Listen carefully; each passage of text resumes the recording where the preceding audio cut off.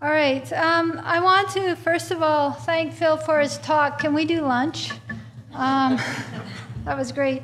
And a good segue into what I am going to be talking about. I'm using the term politics here very loosely, so you'll have to just live with that. So when you think of liver diseases, they're really broken spirit diseases. And this is particularly true when you're thinking of indigenous peoples. I mean, we know that the liver regulates sugars, clears toxins, and also is a major regulator of innate immunity. And when you look at the diseases that surround this, you really do get, there's a sort of heartbreak that drives a lot of these diseases, including type 2 diabetes, which, with the loss of traditional lands and lifestyle and foods is currently a major driver. Currently in Manitoba, 30% of First Nation adults have type 2 diabetes. But today we're going to focus on hepatitis C. But in that context, so you still have to keep in mind everything else that you see on this slide, because this is all sort of happening at the same time. So what I'm going to start with is these initial studies that showed that Aboriginal populations, or certain Aboriginal populations, clear hepatitis C, acute hepatitis C, more effectively than non-Aboriginal populations. And I'm going to discuss some of the genetic data we've done in our laboratory, and I'm just going to spend a very small time on that, and then we're going to go move from that to some of the issues around hepatitis C infection in Aboriginal peoples. So these are the data that really supported this spontaneous clearance for indigenous peoples. And certainly they came out of community-based studies, population control studies, and a lot of these were done in BC, as well as referred clinical studies. And this is, so in general though, they suggested that if Aboriginal ethnicity was associated with at least a two-fold greater odds of spontaneous clearance. But this has not been seen everywhere. Alaska and Nebraska, they're very similar to non-Indigenous populations. Greenland, though, I should point out, it has almost zero rates of chronic hep C, or at least it did, and that might be changing. So what my lab was really interested was understanding some of the genetics behind this, because this was really phenomenal that under all the stress and the disease incidences within Indigenous peoples here in Canada, that there might be this event of better, more effective clearance. So we looked at First Nations and Métis populations, and this was also repeated subsequently by another group, and they found very similar results in the context of TB. So, and basically we're looking in terms of this phenomena around spontaneous clearance of hepatitis C versus within Caucasians, there's a very high promotion of chronic hepatitis C. And so what we found, this is just the major summary here, is that there is a very strong, more pro-inflammatory response in First Nations peoples and Métis relative to Caucasians. That means I get more time. So IL-10 was very low. IL-10 is an anti-inflammatory cytokine, and so it was the genetic tendency to produce IL-10 was very low in Indigenous peoples in our studies. And we also found that the cure, and I'll go more into the cure in just a minute, was stronger activating so these words will make more sense in just the next slide, in First Nations or Indigenous peoples and in Caucasians. And this is just very recent data that I realize you can't see where I'm pointing to here. I'm doing too much quantitative science too. But so here you can see that the IL-28 beta there's a favorable alleles for hepatitis C clearance in our Indigenous peoples versus our Caucasian. And this data is just, I'm working on the papers as we speak. So like I said, we are going to look more at the KIR activating profiles. And this is going to be sort of a Sesame Street go-through of it. So it'll be very quick, but there's just a couple of things I want to point out. What you need to know about the KIR gene cluster, the killer Ig-like receptor gene cluster for this talk, is that haplotype 1 is inhibitory and haplotype B is activatory. So you can have either two haplotype on one chromosome, A and A, or A and B, or B and B, okay? So when we looked at this in our population, what we saw here was that here you can see the gene order, and this was documented earlier, and this is global gene or genotype prevalence. And you can see that the Caucasians, our Caucasian population, had predominantly this global, this was the top global genotype, and our Caucasians were right up there. And so, and sort of in the top, genotypes followed with our Caucasians. The Aboriginal or the indigenous peoples, though, their strongest genotype was the fourth genotype down, and had a very, you can see the dark spaces in here, was very activating. It is interesting to note for all of you who think that immunity, the function of immunity is to be pro-inflammatory and fight disease, that the dominant genotypes globally are inhibitory. But I'll leave that aside for now.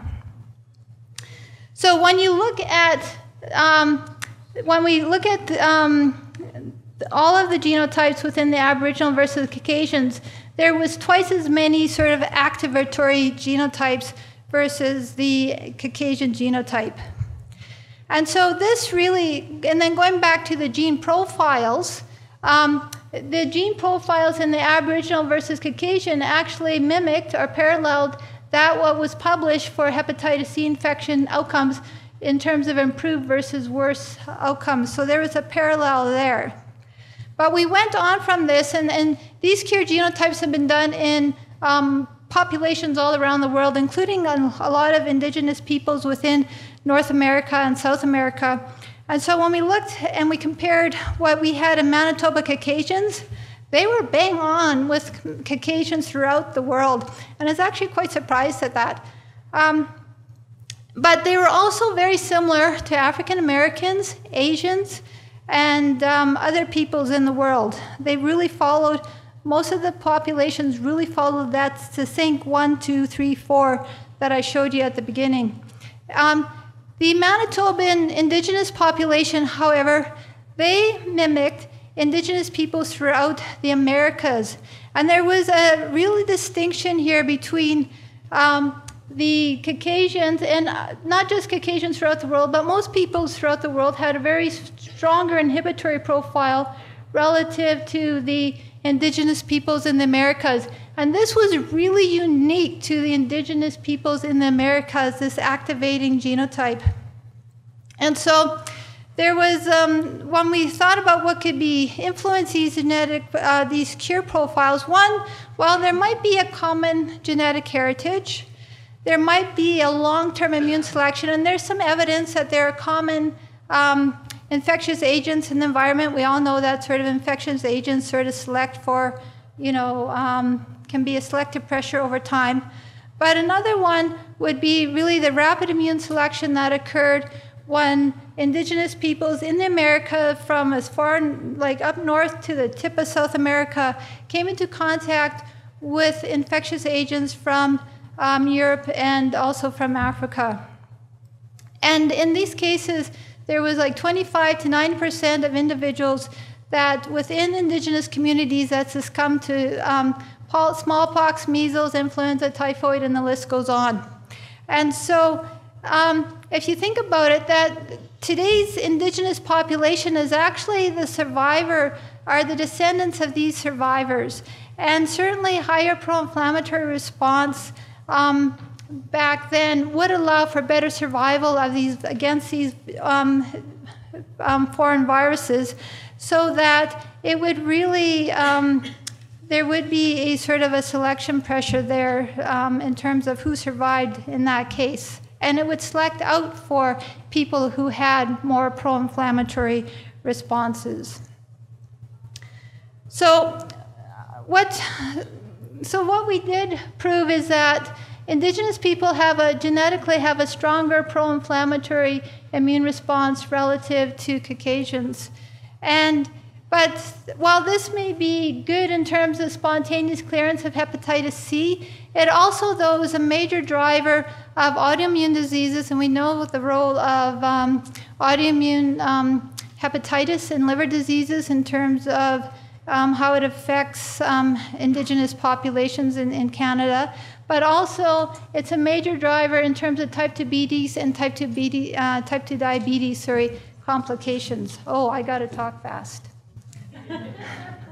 All right, so we know that. So I'm going to just go over some of the slides very quickly because I have 5 minutes left. So we know that Aboriginal populations, though, despite all of that, have a high burden of hepatitis C infection.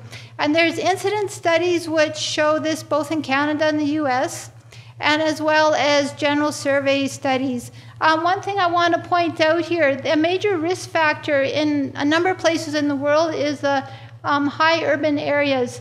Hepatitis C infection in Indigenous population being particularly high in the urban areas as part of the rural areas. And this has been seen in terms of Manitoba, like in Winnipeg, versus Siberia, Alaska, and so forth. So the disease course is, it's actually First Nation peoples who are infected with hepatitis C have a 12 years less life expectancy than non-Indigenous individuals or non-First Nation people. This is similar, though, to the life expectancy between First Nations and the general population. There's at least a 12-year discrepancy there. And as I mentioned earlier, there's a number of risk factors that will be also play a part in this, and diabetes is a major one. With treatment outcomes, there are either similar or lower rates of SVR between Aboriginals and non-Aboriginals. In the next study, though, there was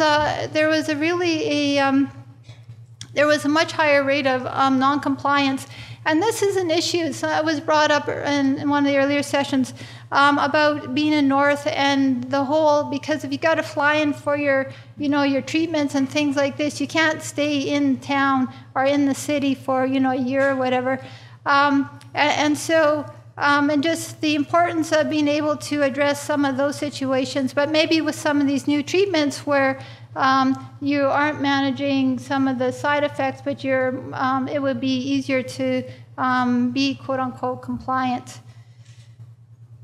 But there's another big point, though, is the changing face of the Indigenous hepatitis C patient. Previously, it was really male, 40 years old, injection drug use, incarceration, tattoos, and blood recipient along those lines. But it has really become a female face, young within the sex trade, injection drug use as well, and hepatitis C co-infected. And certainly within, this is all data but for the Aboriginal IDU and youth relative to their non-Aboriginal counterparts, there is a much higher degree of hepatitis C infection, HIV infection, as well as hepatitis C and HIV co-infection, which needs to be addressed and has been obviously looked at in a number of studies. The one thing I really want to get in here, though, is that within the context of Indigenous peoples within Canada, injection drug use and hepatitis C infection is strongly correlated with a family history of residential schools. And it's actually interesting that it is greater if there is a parent and a grandparent that attended residential school than if the individual themselves attended residential school. And there really does seem to be a very strong generation ripple effect here. And it's also associated with a high amount of childhood trauma, and this cannot be underestimated. I mean, when you look at the poverty scales, I'll pick on Manitoba because that's where I'm in. Where in the orange here, this is Indigenous individuals versus non-Indigenous. I mean, it's almost 5 times, or not quite 5 times, for the two populations. And there's also issues around sexual exploitation and trafficking of Aboriginal men and women and girls is actually it's a reality on the streets of our cities. So it is, and so all of these factors certainly play into Aboriginals being overrepresented in prisons. But this picture is still a lot more complex than you have here. I live in a province where 2 out of 3 people believe in racial profiles, and so when you have that within the justice system and racial profiling and the rest of it, this picture becomes very complicated in trying to understand what is exactly driving all the numbers there. But as was pointed out by the previous speaker, Philip, I mean, certainly prisons are a major reservoir for hepatitis C infection and are really should be considered a treatment point. And there's a number of dilemmas with this. One is reinfection without basic harm reduction funding, and that's a problem within a lot of prisons, that they don't have safe injection sites and stuff like this within the prisons. And then certainly the hepatitis C resistant association mutations, and this was also talked about previously. Anton Adanoff had a paper out in 2013, which indicated that there were twice as many in the First Nation population as the general populations, but maybe with some of the new DAAs this can be addressed. And cost has been discussed a couple of times already, and I'll just skip over this just because we've already talked about it.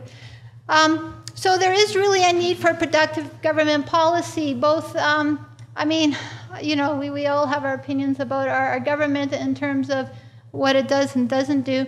And it's easy to pick on the current administration just because of what they haven't done, or because of what they have done. But I think what has to be kept in mind, and independent of the text of this article, I like this caption because it really reminds us that we need to work outside our silos, and we really need to work together to address this.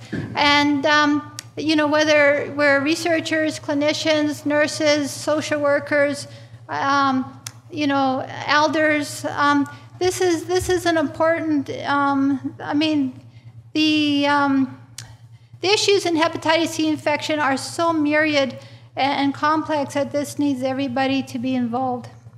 So, in summary, certain Aboriginal populations appear to have more effective clearance of hepatitis C infection. And there's a role of immunity and genetics in this, certainly, and perhaps even a role for historical events in the selection, the rapid immune selection. There's also there's a higher rate of new hepatitis C infections in Aboriginal peoples compared to non-Aboriginal peoples, as well as HIV infection and co-infections. There's worse prognosis for outcome in terms of when people are infected with hepatitis C, and certainly the face of the Aboriginal hepatitis C patient is changing into young female women working on the street, and this is really associated with a strong high incidence of hepatitis C HIV co-infection. And the role in this whole myriad, the role of historical and childhood trauma cannot be dismissed when looking at this issue. It needs to be addressed. And also there's really a need for productive government policy for vulnerable people as well. So just in closing, liver diseases are broken spirit diseases. And with everything that feeds into these diseases, we must first, if we want to address them, we have to find a way to heal the spirit if we're ever going to heal the body. So there's lots of people to thank, certainly the participants, Assembly of Manitoba Chiefs, my students and funding agents, and you for listening as well. Miigwech.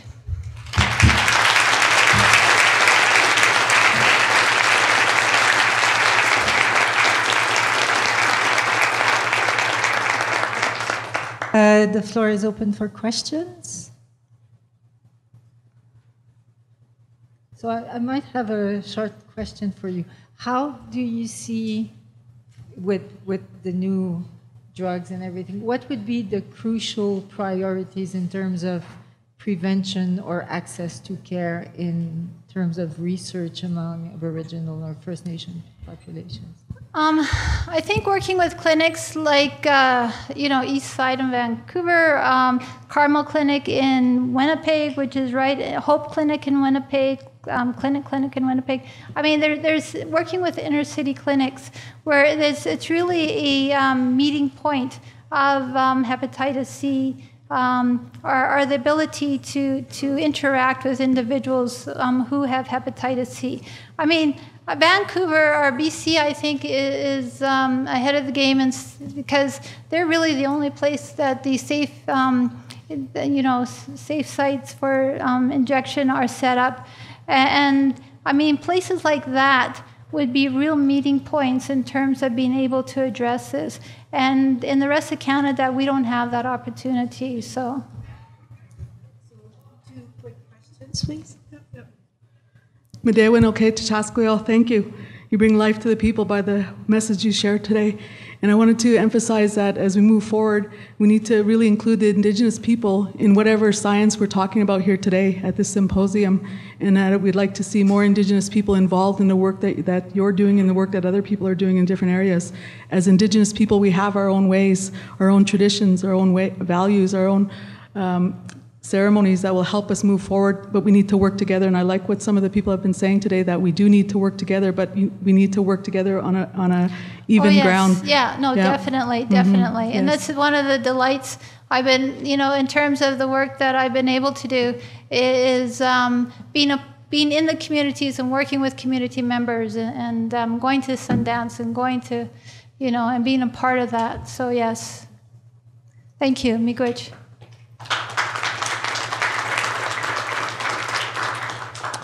Sort of a follow-up to that question. Thanks, Julia, for your talk. In Aboriginal populations around the country, do you have a sense of how much hepatitis C is on the radar screen? Certainly diabetes has been clearly at the forefront of a medical concern for the communities, and I think they've made great strides in addressing it. But our experience in Ontario, at least in the north, is that hep C is really not even, most of the Indigenous populations we've been in touch with, the tribal councils haven't heard of hepatitis C, don't realize it's an issue in their communities, and I'm just wondering if you know more broadly. Well, in the north, it might not be as much of an issue as in the city. Certainly in terms of the studies by John Wiley in Winnipeg had showed that the major factor for getting hep C as an Indigenous person was moving to Winnipeg. And so, yay, Winnipeg. But so in the north it may not, but some of this is changing because there are certain reserves in Manitoba which it is becoming, where injection drug use is going into, and then it's becoming more of an issue.